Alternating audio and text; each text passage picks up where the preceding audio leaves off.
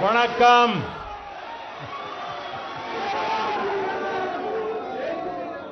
आप सभी को पोंगल के पर्व की अनेक अनेक शुभकामनाएं।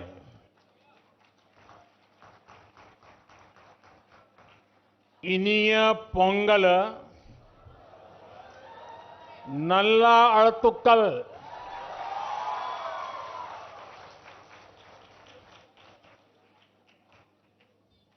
पोंगल के पवित्र दिन तमिलनाडु के हर घर से पोंगल धारा का प्रवाह होता है। मेरी कामना है उसी तरह आपके जीवन में भी सुख, समृद्धि और संतोष की धारा का प्रवाह निरंतर होता रहे।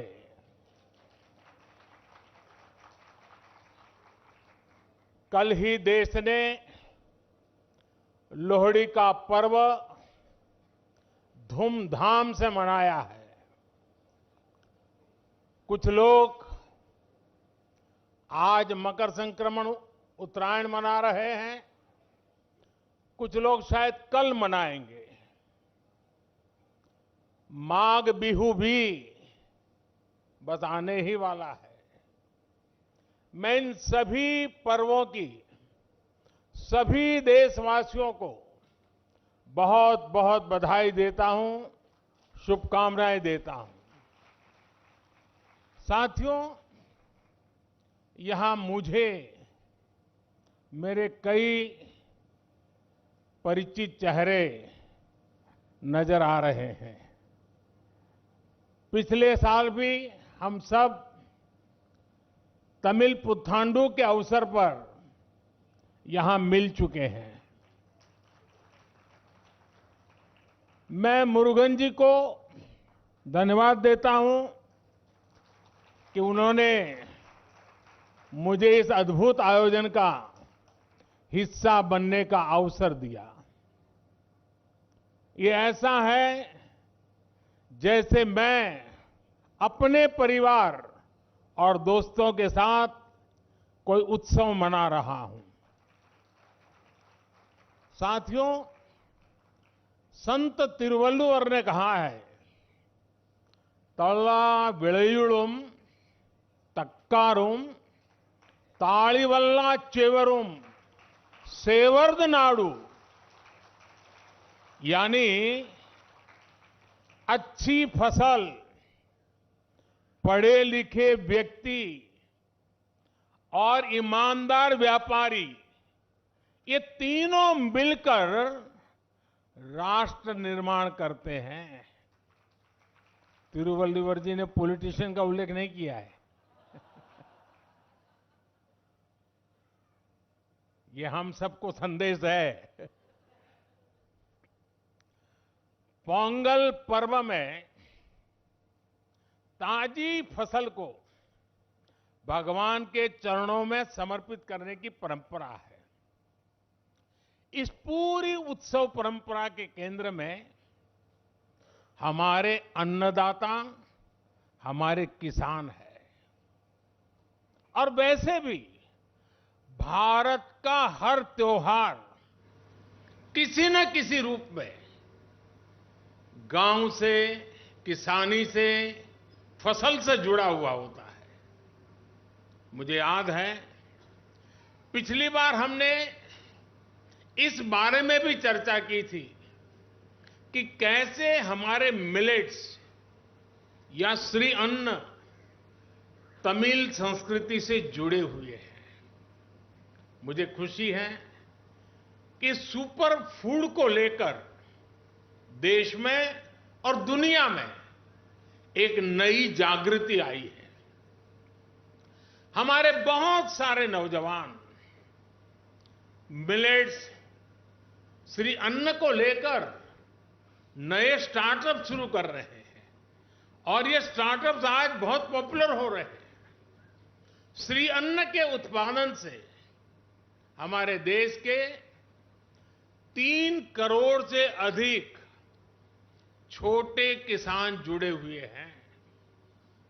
हम श्री अन्न को प्रमोट करते हैं तो सीधे सीधे ये 3 करोड़ किसानों का भला होता है। साथियों, पोंगल के अवसर पर तमिल महिलाएं अपने घर के बाहर कोलम बनाती है।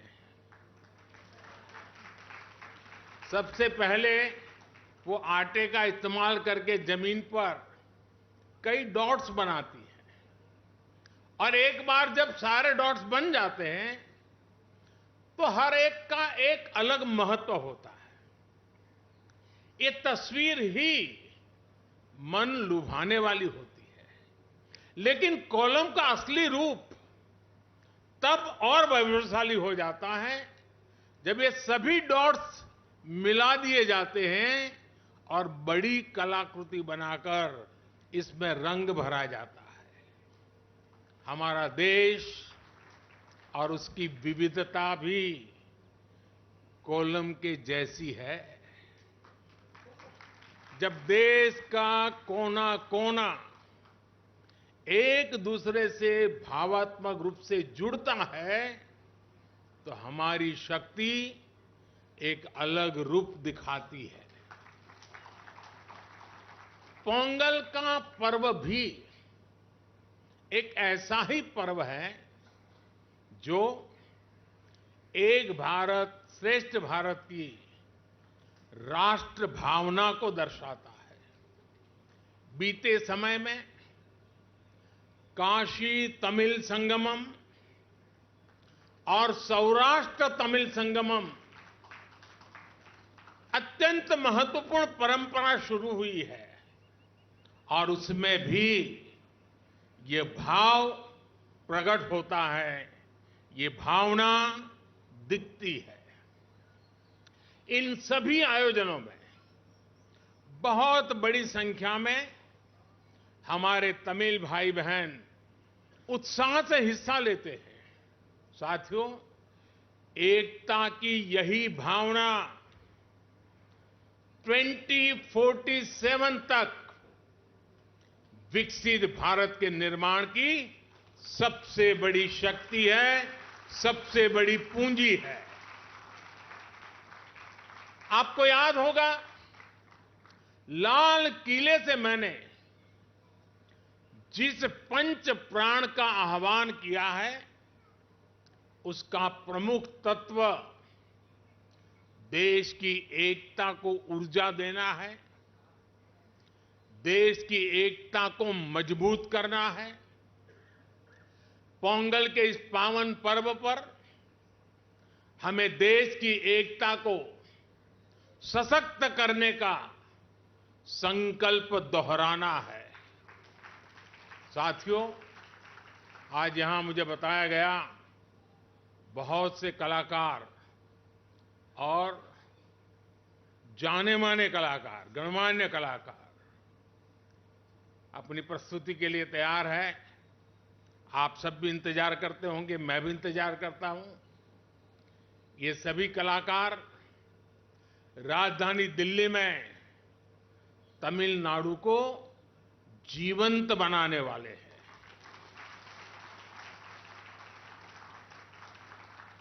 कुछ पल हमें तमिल जीने का मौका मिलेगा, ये भी एक सौभाग्य होता है। मेरे इन सभी कलाकारों भी अनेक अनेक शुभकामनाएं हैं। मैं फिर एक बार मुरुगन जी का धन्यवाद करता हूं। वणक्कम।